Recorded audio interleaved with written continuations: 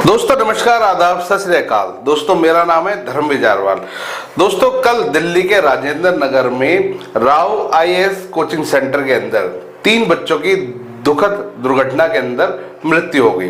ये तीनों बच्चे प्रशासन और दिल्ली की जो राजनीति है उसकी वजह से तीनों बच्चों की बलि चढ़ी है। दोस्तों कल दिल्ली के राव आईएएस कोचिंग सेंटर के अंदर बरसात का पानी बेसमेंट में भरने की वजह से 3 छात्रों की दर्दनाक मौत हो गई है। दोस्तों इस मौत की जिम्मेदारी अब आम आदमी पार्टी ने ले ली है। उन्होंने मान लिया कि इसमें कहीं ना कहीं गलती आम आदमी पार्टी की है। किसने कहा है, क्या कहा है और बिल्कुल सही सुनाया आपने, वो हम आपको आगे बताते हैं। उससे पहले मैं चाहूंगा कि आप ये कुछ तथ्य हैं इनके ऊपर थोड़ा सा गौर करें। दोस्तों दिल्ली के अंदर एक ही नदी है, वो है यमुना, और यमुना के अंदर कभी भी बाढ़ नहीं आती है। मतलब कभी अगर बाढ़ उसमें आ भी जाती है, कभी यमुना का पानी ओवरफ्लो भी हो जाता है, तो उसकी वजह से कभी किसी की मौत नहीं होती है। क्योंकि यमुना के लगभग दोनों किनारों की तरफ अगर 4-4, 5-5 किलोमीटर की डिस्टेंस की अगर मैं बात करूं, 2-2, 3-3 किलोमीटर की, तो उसमें खाली जगह या रोड है, वहां पे कोई ऐसी रिहाइश नहीं है ज्यादातर एरियो के अंदर। तो कभी भी ऐसा नहीं होता कि यमुना के अंदर बाढ़ आए तो उसकी वजह से दिल्ली की यमुना की बाढ़ की वजह से किसी की भी मृत्यु हो। पर दोस्तों सबसे हैरानी की बात यह है कि दिल्ली में हर साल बरसात के पानी की वजह से कई सौ लोगों की मृत्यु हो जाती है। दिल्ली में हर साल जब भी बरसात होती है तो दिल्ली के अंदर जगह जगह झील बन जाती है। जैसे कि हमारे अरविंद केजरीवाल जी ने कहा भी था कि बहुत जल्द दिल्ली एक झीलों का शहर होगा। तो दिल्ली पहले से एक झीलों का शहर बन चुका है। दिल्ली में हर साल जब भी बरसात होती है तो जगह जगह पानी का जल भराव होता है, सड़कें डूब जाती हैं, अंडरपास पूरे डूब जाते हैं, जिसकी वजह से हर साल कई सौ लोगों की मृत्यु होती है। और ये इसकी पूरी की पूरी जिम्मेदारी दिल्ली सरकार की बनती है। अब दोस्तों उसी बात पर आते हैं जो मैंने आपको शुरुआत में बताया कि दिल्ली के जो आईएएस कोचिंग सेंटर के अंदर राव आईएएस कोचिंग सेंटर के अंदर जो 3 छात्रों की दर्दनाक मौत हुई, उसकी जिम्मेदारी आम आदमी पार्टी है। ये बात इनके जो एमएलए विधायक हैं दुर्गेश पाठक राजेंद्र नगर के, उन्होंने भी इस बात को मान लिया है।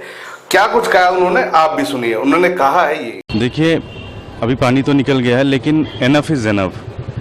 दिल्ली के अंदर सिर्फ राजेंद्र नगर नहीं बल्कि बहुत सारे इलाकों में इन कोचिंग इंस्टीट्यूट्स ने, बहुत सारे लोगों ने बेसमेंट्स को पूरी तरह से कमर्शियल एक्टिविटीज़ के लिए यूज़ कर रहे हैं, बच्चों को पढ़ा रहे हैं। जो यहाँ पे बताई जा रही है वो ये है कि वहाँ पे वाटर लॉगिंग होती है, पानी सड़क से निकल रहा था, इनके बेसमेंट में बच्चे पढ़ रहे थे। जो कोई गाड़ी निकली है और वो दरवाज़ा उनका गेट टूटा है जिसके कारण से बेसमेंट में पानी गया है।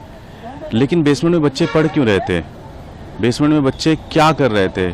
लाइब्रेरी खोल रखी है, बच्चे पढ़ा रहे हैं, ये टोटल क्रिमिनल एक्टिविटीज़ है। इनके खिलाफ सख्त से सख्त कार्रवाई होनी चाहिए और जो भी ऑफिसर इसमें रिस्पॉन्सिबल है उनके खिलाफ भी सख्त से सख्त कार्रवाई होनी चाहिए। ऐसे तो पूरी दिल्ली बर्बाद हो जाएगी। लेकिन आप जो कार्रवाई की बात करें, सरकार आपकी है, और जो गटर के पानी की बात कही जा रही है, तो एमसीडी की जिम्मेदारी भी अब आम आदमी पार्टी के, तो सवाल उठ रहे हैं कि आप लोगों ने इतने दिनों में क्या किया कि गटर का पानी कोचिंग सेंटर में जा रहा है। डिसिल्टिंग हुई है लेकिन फिर भी कोई भी इसकी जांच हो, पूरा कंप्लीट इसकी ट्रांसपेरेंसी होनी चाहिए, पूरी जांच होनी चाहिए। अगर कोई भी जिम्मेदार है उसके खिलाफ सख्त से सख्त कार्रवाई होनी चाहिए। खुद मैं अभी 20 दिन पहले जल बोर्ड के सीईओ से मिल के आया, एमसीडी के ऑफिसर से मिल के आया, जल बोर्ड के नीचे के लेवल पे अधिकारियों से मिल के आया। डिसिल्टिंग की बात कर रहा हूँ, ड्रेनेज क्लीन की बात कर रहा हूँ, सुपर सकर की मशीन की बात मैं मांग रहा हूँ, डिक्की मशीन की बात मैं मांग रहा हूँ, ठीक है। लेकिन वही जहाँ 10 मशीनें लगनी है 2 मशीनें आ रही हैं, 1 मशीनें आ रही हैं, 2 घंटे के लिए मशीनें आ रही हैं, उसमें है कमी पूरी तरह से। लेकिन फिर भी मैं कहता हूँ कि जब तक आप ये बेसमेंट और कोचिंग इंस्टीट्यूट के खिलाफ कार्रवाई नहीं करोगे, ये पूरा सिस्टम बनवा देंगे। आज तो चलिए पानी है, कल शॉर्ट सर्किट भी हो सकता है, कल कोई और चीज़ भी हो सकती है। शॉर्ट सर्किट अभी बीते दिनों से हो तो बहुत सारी लगता है कि जो जल जमाव होता है एमसीडी की कहीं ना कहीं नाकामी रही है। देखिए क्या भी बोल रहे हैं, ड्रेनेज सिस्टम जो है वो दिल्ली का कोलैप्स है। रीज़न 15 साल भारतीय जनता पार्टी रही, ड्रेनेज के ऊपर कोई काम नहीं है। 1 साल से हम लोग आए हैं, ड्रेनेज के ऊपर काम कर रहे हैं। लेकिन मैं किसी ब्लेम गेम में नहीं जाना चाहता हूँ। मैं चाहता हूँ इसकी जांच हो और जो भी जिम्मेदार उसके खिलाफ सख्त से सख्त कार्रवाई हो। आपने कहा बीजेपी 15 साल शासन में रही, बीजेपी के लोग कल वहाँ पे पहुंचे थे, बांसुरी स्वराज, वीरेंद्र सचदेवा, वो लोग सीधे तौर पर आप लोगों पे आरोप लगा रहे हैं। सचदेवा और बांसुरी स्वराज ने आपका नाम लेकर कहा कि एमसीडी के प्रभारी हैं दुर्गेश पाठक, लेकिन किया क्या इतने सालों में? देखिए वो राजनीति करेंगे, उसकी राजनीति में नहीं जाना। सलूशन पे जाना है। सलूशन यही है कि जब तक आप इस तरह के बेसमेंट के ऊपर बहुत एक्शन नहीं लेंगे, स्ट्रॉन्ग एक्शन नहीं लेंगे, तब तक ये चीज़ें होती रहेंगी, चलती रहेंगी।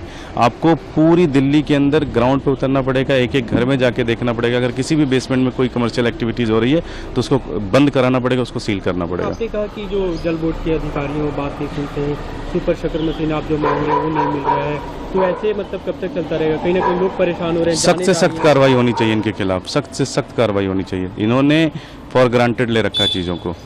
मतलब कैसे कार्रवाई होगी? आपको क्या लगता है कि अब क्या कुछ किया जाना चाहिए इस मामले में? डिस्कस करते हैं मिनिस्टर एंड सारे लोगों से, इनके खिलाफ से सख्त कार्रवाई होनी चाहिए। क्योंकि मैं अभी 20-25 दिन पहले मैं मिल के आया हूँ जल बोर्ड के सीईओ से, एमसीडी के ऑफिसर से मिल के आया हूँ।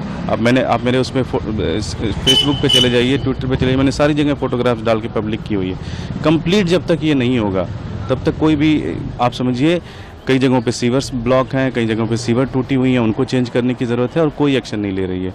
अभी जो एमसीडी जो मेयर ने ऑर्डर जारी किया है उससे सुना दोस्तों, खुद दुर्गेश पाठक इस बात को मान रहे हैं, इस बात को एक्सेप्ट कर रहे हैं कि दिल्ली का जितना भी सिविल सिस्टम है वो खत्म हो चुका है, वो पूरी तरीके से बस्ट हो चुका है। तो अब इसकी जिम्मेदारी आम आदमी पार्टी की बनती है। वो क्यों, वो मैं आपको बताता हूँ। दोस्तों, आम आदमी पार्टी लगभग दिल्ली के अंदर पिछले 12, 13, 15 सालों से राज कर रही है और 15 सालों के अंदर इन्होंने दिल्ली के सीवर सिस्टम पे कोई काम नहीं किया है। ये खुद दुर्गेश पाठक ने बोला है, क्योंकि अगर इन्होंने काम किया होता तो आज ये स्थिति नहीं होती कि दिल्ली के अंदर 10 मिनट की बरसात से दिल्ली में झीलें बन जाए।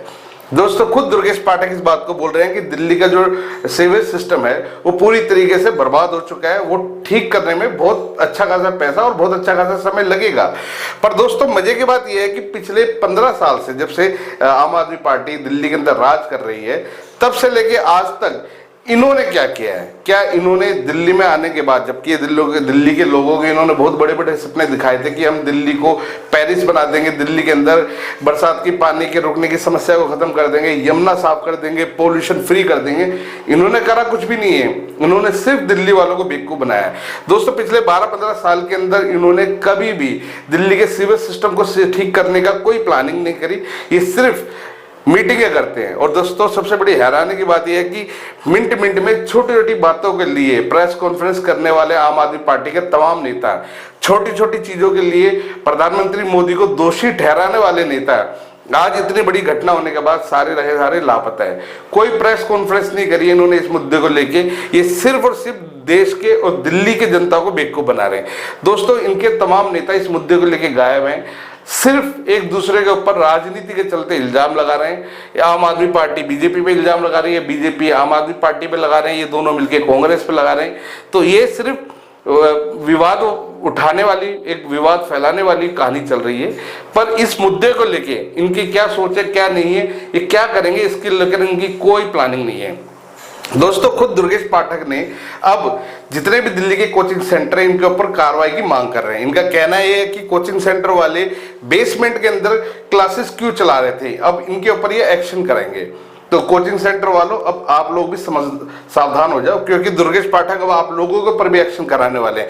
पर मैं ये बात दुर्गेश पाठक से पूछना चाहूंगा कि जितनी गलती कोचिंग सेंटर वालों की, वो कोचिंग सेंटर वाले बेसमेंट के अंदर लाइब्रेरी चला रहे थे, क्लासेस चला रहे थे, बेशक वो चोरी छुपे चला रहे थे, पर इन चीजों को ठीक करने की या इन चीजों की जिम्मेदारी आप लोगों की नहीं बनती है क्या? एक क्षेत्र का जो एमएलए है या निगम पार्षद है, उनकी जिम्मेदारी नहीं बनती है कि वो जाके अपने क्षेत्र की जितनी भी इस तरह की कमर्शियल एक्टिविटी है उनको जाके चेक करे?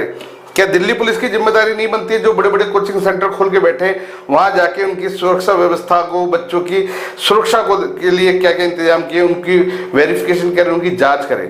दोस्तों, अब हो ये रहा है कि हमारे जो दुर्गेश पाठक जी है ना, इन्होंने अपना ठीकरा कोचिंग सेंटर वालों के ऊपर, भारतीय जनता पार्टी के ऊपर, एमसीडी के ऊपर, डीडीए के ऊपर, इनके ऊपर फोड़ना शुरू कर दिया। अपनी जिम्मेदारी इनकी कुछ नहीं है। ये वहाँ के विधायक हैं, जितनी जिम्मेदारी वहाँ पे एमसीडी या कोचिंग मैनेजमेंट वालों की, उतनी जिम्मेदारी इनकी भी है। क्या इनकी जिम्मेदारी नहीं बनती थी कि इनके क्षेत्र के तमाम जो नाले हैं वो सही तरीके से काम करें, उनमें कहीं पर भी कोई रुकावट ना हो, प्रॉपर तरीके से काम करें? खासतौर से बरसात जैसे सीजन में, जहां उनको सब पता होता है कि भैया किस जगह पानी रुक रहा है, किस जगह फ्लो कम है, उन चीजों को ठीक कराएं। अब इस गंभीर मुद्दे पे सिर्फ राजनीति हो रही है।